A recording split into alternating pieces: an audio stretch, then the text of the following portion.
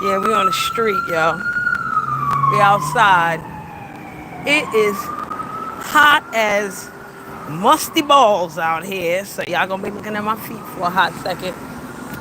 Now, hopefully, I don't take too long with this. And as y'all know, I don't share this shit, none of that extra shit. I don't do half of that shit, okay? But I will speak my speak, and hopefully you catch a replay. Hopefully you like it. I've been busy with work, with home, with things, so I haven't really been on the YouTube streets as much as I have wanted to, right? But that's okay. You know, I dip in the clouds and I dip out and all this, right? That's all good, but I want to talk about the selective hypocrisy that I've been hearing. You know, we get selective outrage, we get all kinds of selective shit, okay? But what we don't get, what we need, what we don't get is, you know, selective hypocrisy. And it's out here right now, all right? There's two examples that I want to talk about, but one of them situations, you already know the context. The other one, I felt like I should explain because there are a couple of things that people don't quite understand, and I would love them to understand, okay? Yeah, okay, so everybody's been talking about Rico, right? Rico and the cat. That's what we call him in the Black Sector 2.0. We call him Rico and the cat. Why? Because we seen him punch a cat in the face. Okay? And if you budman enough to punch a cat in the face, then I guess you budman enough to fuck up a dog. Okay? It's not like he hasn't abused animals before. So I don't know what we talking about. Okay? First and foremost, ain't nobody tell Rico to punch no dog in the face or fuck with an animal on camera in New York. Okay, if you realize what happened to you wherever you was at when you was playing with that cat, you should have known that New York don't play that at all with animals. All right? New York don't play that with animals and it don't play that with women. Okay? You DV a woman and New York find out and New York catch your ass, you fucked. Within a week. Fuck your trial. Grand jury, you going right to jail for at least 7 to 10. Hello, everybody. Okay? You fucking mess with dogs out here? Animals? Oh no, you fucked up out here. Okay? You fucked up out here. It ain't no ifs, ands, or maybes. We just had a situation where this man had two pit bulls purposely making these pit bulls eat baby dogs.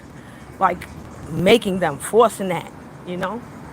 I think they still trying to find him. Okay, they really trying to get his ass. These Karens out here don't play. These Karens and Kens, they don't play that shit out here. Okay? They really fucking don't. It ain't that type of party. Alright? Oh, shout out to Shakim. Thanks, guy. Shout out to Shakim, because I was listening to a little bit of his live, and he thought it was bogus that, you know, you could get fired from a job out here for not calling and not showing up one day. Oh, Shakim, is very fucking real out here. Highly real. Okay, first of all, if he has a job at a liquor store, he's not unionized, friend. There's plenty of jobs out here are as is jobs. What that means, we can fire you whenever the fuck we want. We ain't even got to tell you why. Okay? And Rico did the right thing not telling that job that he got arrested, because they would have fired his ass anyway. Okay? Them type of jobs, working in a liquor store, a lot of times those can be off the book jobs. Okay? Off the books, you get cash every night or every week or whatever. Ain't no W-2 taking out, none of that shit. So no, he's not gonna call and tell him he in jail. Okay? The one time I was in jail over 23 years ago, I got my one phone call And yes, I did call my job, but I didn't tell them motherfuckers I was in jail. I told them I was sick. I told them some other shit. There was no way on God's green earth I was sitting there like, oh yeah, I'm in jail. No, no, not for one night, not for 24 hours. You can kiss my ass. It ain't that type of party, okay? Not at all.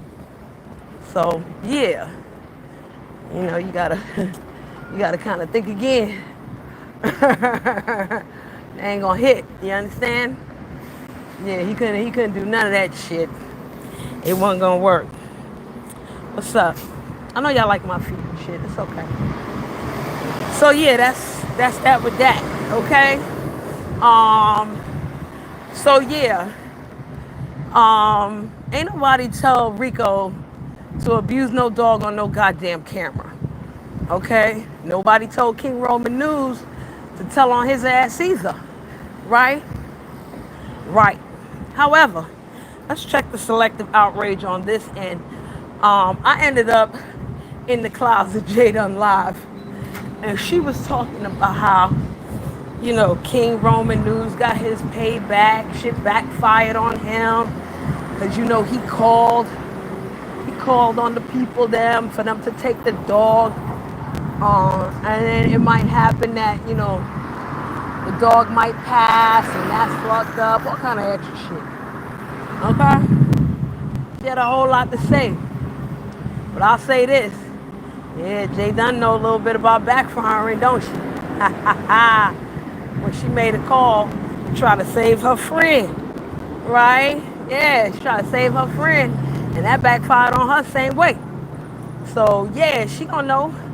She gonna know exactly what the homie going through with the backfire. Because she tried to do a similar shit.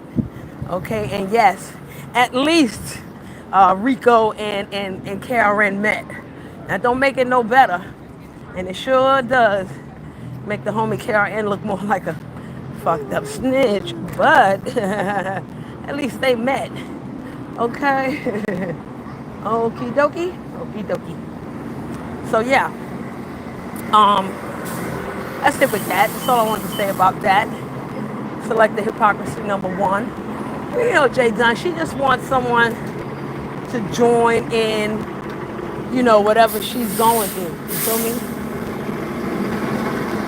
She gotta get some of that, or it's not gonna make sense. It gotta be like that. Well, I think I'm gonna walk this way. So that was one. Okay? And let me repeat what I just said for those of you who might want to misinterpret it or put it in your own spin. All right? Jay Dunn will know what KRN is going through because it happened with her.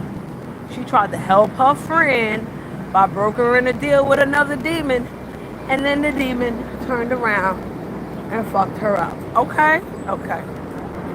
All right? Oh yeah, Jay Dunn's premise was, the dog is gonna die. The dog might die. And they should have stayed with Rico. Hello. If the dog was traumatized and it's rescue dog, right? And you rescuing the dog because they were traumatized, why are you gonna abuse the dog again? Now I don't want no dog to get euthanized, but good luck asking the ASPCA for that particular dog. Good luck. All right, good luck. It's 9 million motherfuckers in New York City alone. You think the ASPCA has time to say, oh, there's Fido, you can come get him back? No.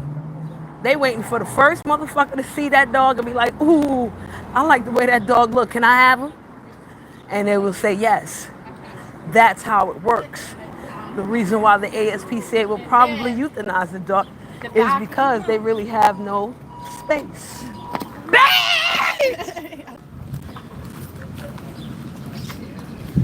Why you